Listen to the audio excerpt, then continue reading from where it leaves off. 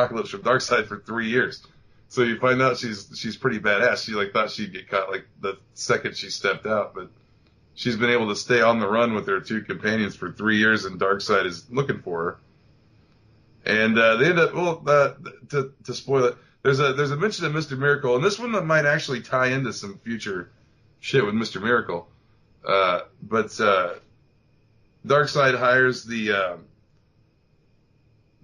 female Furies to go after these 3 to catch them, and they end up catching one of them, and like he tells them where they went and everything. He like sells them out, and I'm fairly certain it's number 1, so I'm guessing these are going to continue. I don't know how many issues this is going to be, but it doesn't really, as far as I didn't think it should really end there, because it kind of shows the start of this resistance. And I'm trying to get to the back end of it. There's going to be some blank spaces in this. Oh, there's the Omac story. But it kind of shows, I guess you could kind of leave it off there, but it shows the start of this resistance. And at the beginning of it, it's just a big statue of Darkseid. Like the first image is a big statue of Darkseid with graffiti on it that says Tyrant. And by the end of the story, after they've been on the run, her and her one of their companions is dead now, and it's just her and this other guy. And it kind of comes full circle to where she's like, I know where there's the statue of Darkseid, and I want to leave my mark on it. So it kind of comes full story to kind of the beginning, and it says the end. But I mean that would be an interesting book to read, is the Resistance on Apocalypse. So I don't know if there's any plans to continue this particular character's story arc or what after this, but it was pretty good. And then there's an Omac story it kind of reminds me of the kind of stories that Kirby drew, like the kind of old school kind of less, I don't know how to even say it, like less intense, I guess, and less detailed, like the old time stories where the bad guy's got a laser and he's gonna get you. It's right. More kind of in that vein kind of thing. But it's pretty good. He ends up going. He's attacking the other. What is the army that he's fighting? The Global Peace Authority or whatever. And it's just kind of like Omac fights the bad guys and then goes off to find himself or whatever.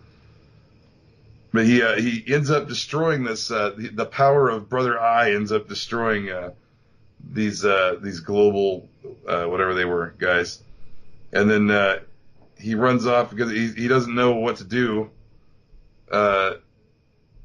He doesn't have. He says, "What am I to do?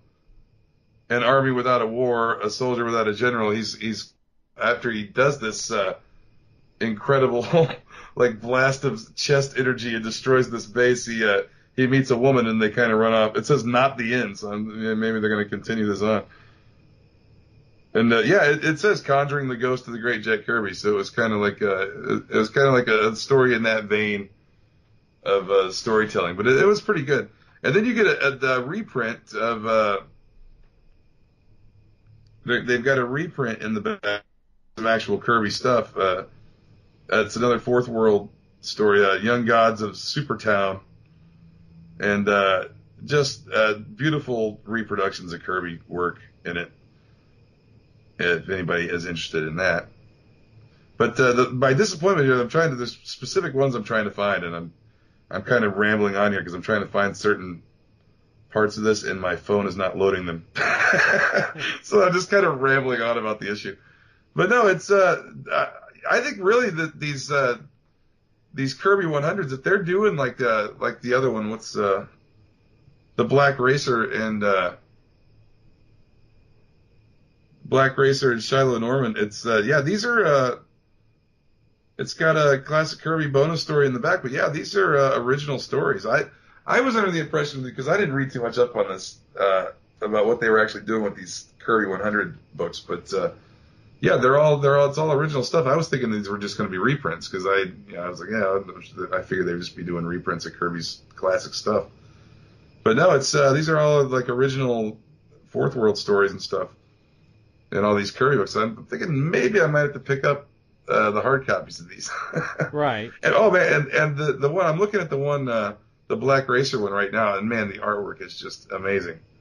See who did this one. It's got Hoodlid, Cohen, Benjamin, Friend, and Cox. But yeah, man, this one, I didn't read this one yet, but I'm going to. It looks really badass, this Black Racer one. Do you want to go on to your, how many books did you read, Spring, all right, so the last one I read Supergirl Annual #1. Now this one, Steve Orlando writing it, Steve Pugh artist. Michael Ataya is doing the colors, Steve Wands with letters. Basically, this one's kind of a continuation of a lot of what's been going on in Supergirl, harkening back to the reign of the cyborg Superman, when her father Zor-El, who is the cyborg Superman, tried to basically assimilate everybody on Earth to be, new Kryptonians. And then the Emerald Enchantress, who of course showed up during that crossover that they did with Superman. Whatchamacallit, there was a big crossover not too long ago. But anyway, Supergirl got blasted with this energy that has caused her powers to supercharge, and basically she's stronger, she's faster, and more dangerous, and it's actually slowly killing her. And she's fighting Grundy in National City, and Grundy is like huge. I mean, he's like the size of like buildings. Yeah. And she's fighting Grundy, and there's just causing a lot of damage. Well, this new person shows up, Indigo, who kind of, at first, when I first saw her, I thought she was like a Brainiac, but she's not a Brainiac. Shows up and says she's like the perfect hero. She has no emotion. She's seen the future. She knows what's going on. And at the same time, Emerald Enchantress is attacking the DOE headquarters. Selena, the sorceress, is attacking Cat Grant and getting the codes for her building and all her special stuff. And Magog is with them. I mean, this is a huge book, and there's a lot going on. Yeah, that's kind of like what I get the feeling that the Justice League story I was reading, Justice League America story I was reading is like that. It's just, there's a lot of shit going on, and I'm not sure what it is because I didn't read the two before that. There's a lot going on in Supergirl with this, and so it kind of gets out. Basically, Emerald Enchantress, she had a vision of the future that the last member of her family, her father, is going to die because of a battle between her and Supergirl. And so she's trying to stop Supergirl before all that happens. So she created her new Fearsome Five, which is Magog, Selena, Grundy, and all them. And they release a video of Supergirl telling her father, who's in stasis, she's not going to give up on him. She'll find a way to help him. And they took basically fake news, Chief. It's all fake news. It's fake news. They took her words out of context, and everybody now thinks she's working with her father, the man who tried to kill everybody. They think she's a danger to everyone. She ends up having to go to Dr. Veritas to get surgery to stop her cells from multiplying, or else she'll explode. Basically, with this, a lot was covered in this annual.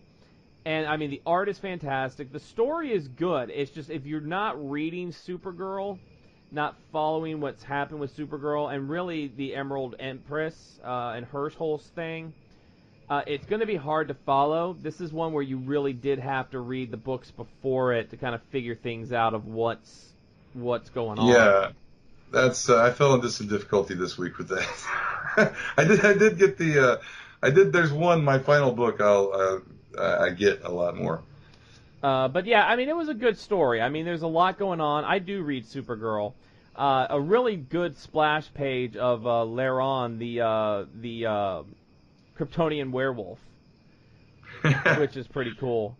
So, I mean, it's a deep, deep story. So, if you've been following Supergirl, I mean, you'll know what's going on, and it's really good, and it's building. It's really building up. To what's coming next, which is, of course, the final fate of Zor-El. So, yeah, pretty good, really good. Go ahead, Chief, with your last one before we. My my final book tonight, as my neighbor plays his bass super loud. I don't know if you can hear that. Is that coming through the mic? Maybe, I don't know. A little bit. Yeah, let me see. I'm gonna shut this down a little bit. All right, but my final book, I think I told you earlier, I read All-Star Batman 13. Snyder, Albuquerque, Scavone, Fiumara, Belair, and Mulvihill worked on this one. As Scott Snyder, friend of the show, he did a good job on this one, I think. Artwork is always pretty spectacular on this book, I think. It has been since it started. And it seems like it changes, it seems, almost from book to book, which, and in this, normally that would be a bad thing. But I mean, in this particular instance, I think it's kind of good that the artwork kind of changes. Even within the book itself kind of changes different styles and stuff, which I think works for it. But this one I think is good because this plays into like the father-son aspect of Batman and Alfred. And I think that it's basically Alfred wondering what he has to do to make Batman stop, to make him just quit and stop endangering himself, because he looks at Bruce Wayne as his son, and lately they've been playing that up a lot more. It seemed like in Batman and in All-Star Batman, how much Alfred is actually Bruce Wayne's father. It's not. I mean, that's just the way it is. But Batman still will pull rank on him, and I think, there's some flashbacks back to Alfred's youth when he was with MI5 in it, and like his mentor and how he learned. And like the father-son relationship he had with that guy, this guy Breyer, and it kind of, all in all, it kind of points to the fact that Batman's like more than a man, more than your average soldier in an army, more than your average secret agent. He's kind of everything, and like he's gonna. It kind of points to the fact that like because everything works out. It's always gonna work out. I mean, it's Batman's Batman.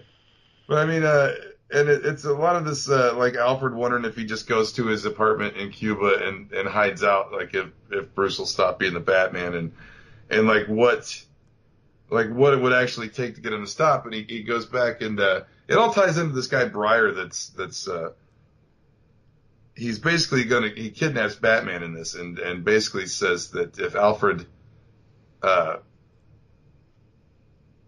if Alfred gets involved or does anything, he's just going to kill you. He needs to let Bruce go with him to be reprogrammed as like the ultimate soldier, and Alfred needs to let go or he's just going to kill Bruce right there while he's vulnerable on the ground.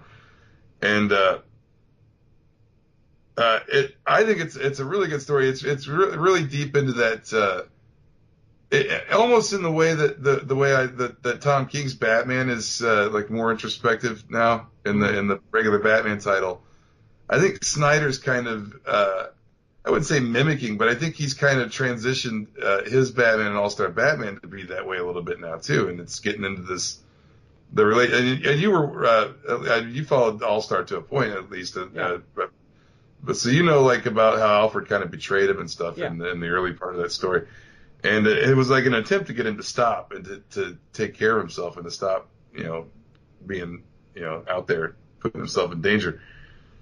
But it goes through all of Alfred's experience. He can't really relate to what Bruce does, and even I don't think even understands the levels that Bruce is willing to go. And it's kind of interesting. When given the choice, though, to they could end this guy Breyer right then and there. Given the choice, that he still chooses to save Bruce, he lets the guy take Bruce so that he won't kill him. Right, Bruce's survival is of utmost importance, so he doesn't. Rather than kill the guy, go in there. He could have sent somebody. He probably could have shot or hit Breyer with something right here and there. He has visual on him, but he doesn't. And he says he's gonna change Batman with his this engine thing that he has, this machine that'll kind of make him the ultimate soldier under this guy's control. And Alfred just basically begs for Bruce's life and lets the guy take him. And You come to find out this guy Breyer had actually, in some twisted way,